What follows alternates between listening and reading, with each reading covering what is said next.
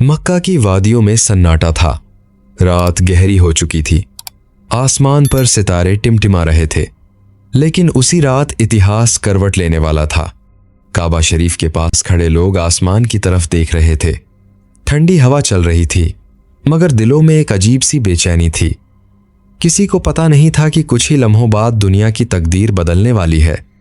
उस घर में जहां बीबी आमना रह रही थीं, एक नूरानी सुकून उतर रहा था। अचानक ऐसा लगा जैसे दीवारें भी रोशनी से भर गई हों। और फिर वह मुबारक लम्हा आ गया।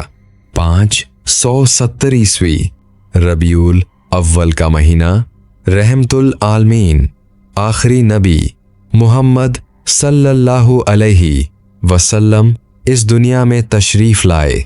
कहते हैं उस वक्त पूरा कमरा नूर से जगमगा उठा।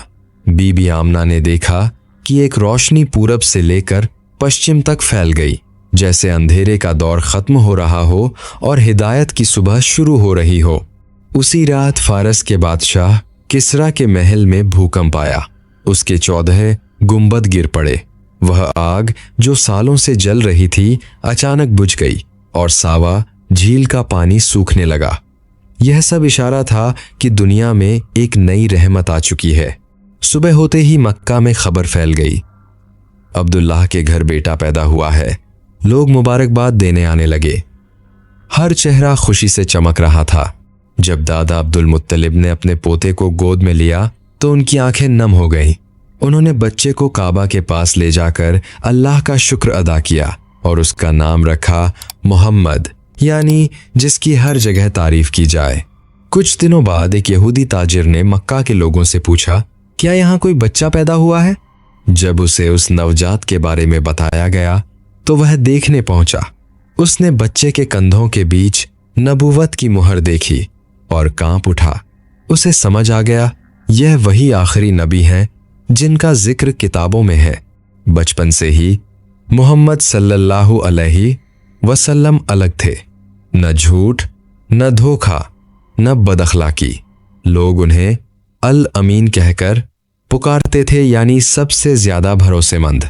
जब वह बड़े हुए तो उनकी सच्चाई और शराफत पूरे मक्का में मशहूर हो गई। अमीर हो या गरीब, हर कोई उन पर भरोसा करता था।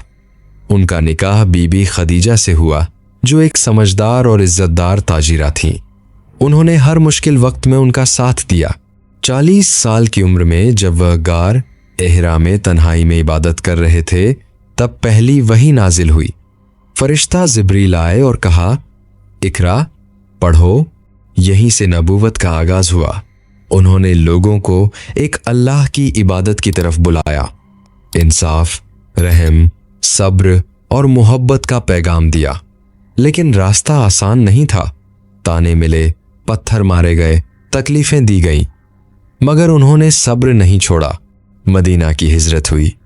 इस्लाम का पैगाम फैलने लगा। बद्र, उहुद और खंदक जैसे इम्तिहान आए, लेकिन हर मोड़ पर अल्लाह की मदद साथ रही। और फिर एक दिन वह वक्त भी आया जब मक्का फतह हुआ। वही लोग जो कभी दुश्मन थे उनके सामने खड़े थे, लेकिन उन्होंने बदला नहीं लिया। बस इतना कहा, आज तुम पर कोई इल्जाम नहीं। यही थी उनकी रहमत, यही था उनका किरदार। प्यारे दोस्तों, मोहम्मद सल्लल्लाहु अलैहि वसल्लम सिर्फ एक नबी नहीं थे, बल्कि पूरी इंसानियत के लिए रहमत बनकर आए। उनकी सीरत हमें सिखाती है मोहब्बत, सब्र, सच्चाई और माफ़ी ही असली ताकत है। आओ हम भी अपनी ज़िंदगी में उनके अखलाक को अपनाएं, झूठ से बचें, नफ़रत से दूर रहें और हर हाल में इंसाफ और रहम का रास्ता चुनें। अल्लाह हमें तौफीक दे कि हम अपने नबी की सुन्नत पर चल सकें।